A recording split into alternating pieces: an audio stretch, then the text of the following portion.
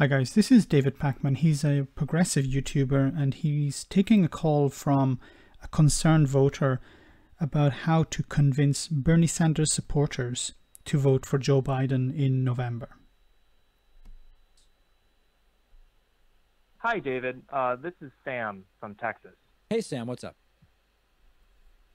Yeah, so I'm a Bernie supporter who will be voting Biden in November. Okay. I talked to a fellow progressive on Facebook. He was posting some Never Biden stuff.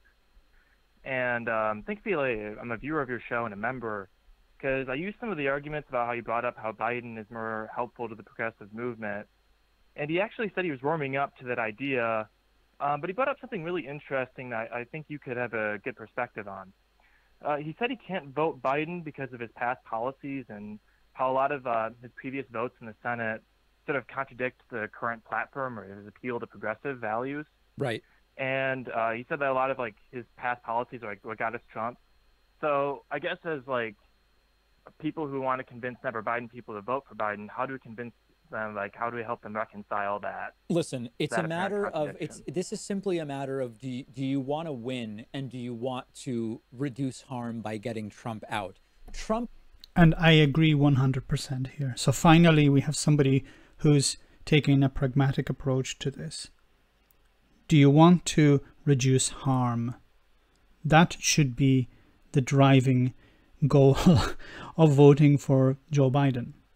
Now, I'm leaving aside what I would do, but I'm saying, once again, if you're living in the United States, there is a serious problem with the type of president you have at the moment. He is extremely harmful. Harmful to the environment, harmful to people, harmful to people's rights. He's harmful to the public at large. He has demonstrated just this week how harmful he can potentially be. So anyone would be better than Donald Trump. And Joe Biden has a lot of problems. He has a lot of issues policy-wise, and him as a candidate, but he is definitely the lesser of the two evils here. Trump was pro-choice for 68 years of his life. He completely transparently said, and it was transparently dishonest when he said, as he was becoming a Republican candidate, oh, I'm pro-life now. I'm against abortion. Abortion's terrible. Jail the doctors, jail the mothers, right? Like he said every crazy thing. And the evangelicals said, we're going to vote for the guy because that's what he says his policy is now. And we at least somewhat credibly believe that this is how he will govern. And he... Well, I don't exactly agree here. I think the reason they voted for him was because they believed he would put someone of their liking into the Supreme Court. Yeah, the language of him, yeah, he supports their ideology. I think that was part of it, but a bigger part was we have somebody who is going to put someone we want in the Supreme Court.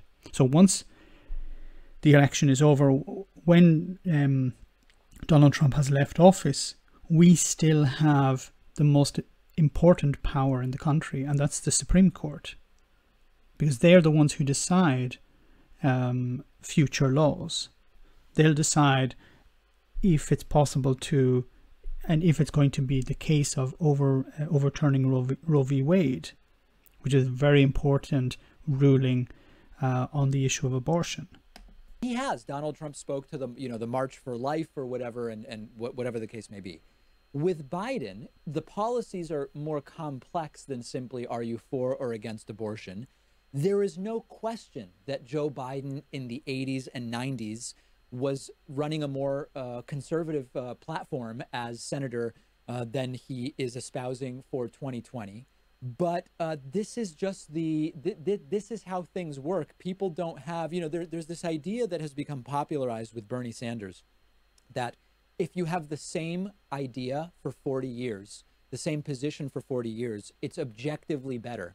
40 years is a long time, and things change during those 40 years. Many of the people who in the last 5 years have become large advocates, strong advocates of LGBT rights, 20 years ago we're probably pretty homophobic by today's standards. And if that's going to be the standard, we'll just lose. I mean, it's like I actually don't agree with that. I don't think that these people held these actual positions. They held the position because it was politically expedient at the time. Now it's not politically expedient, so they go with the wind. In a way, I understand the criticism that because Bernie Sanders held this position 40 years ago, that it doesn't mean that he's automatically better. But you have to question someone who held a position for a period of time and then done a 180.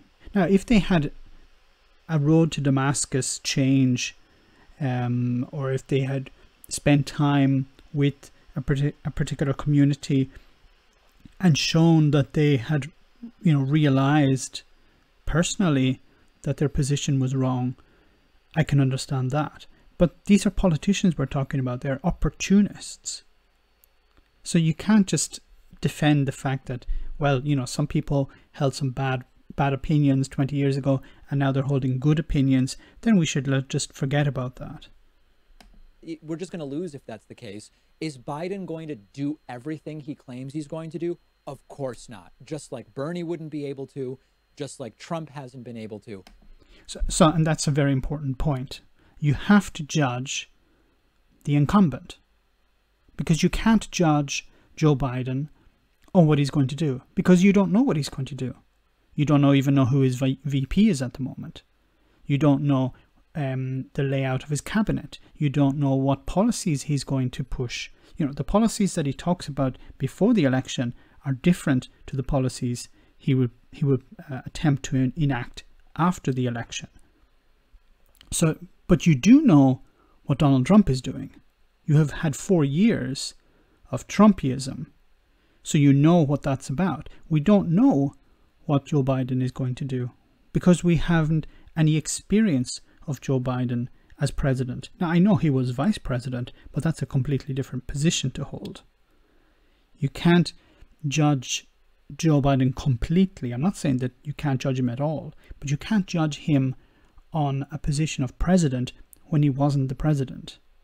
And once again, about the policies, it's difficult to know what policies he will be able to enact, because there are many different factors to consider. For example, who will hold control of the Congress, who will hold control of the Senate, what judges will there be in place over the next 4 years. So there are many different factors that may be in favor of Joe Biden as president, or maybe against him as president. So these are many different things we have to consider.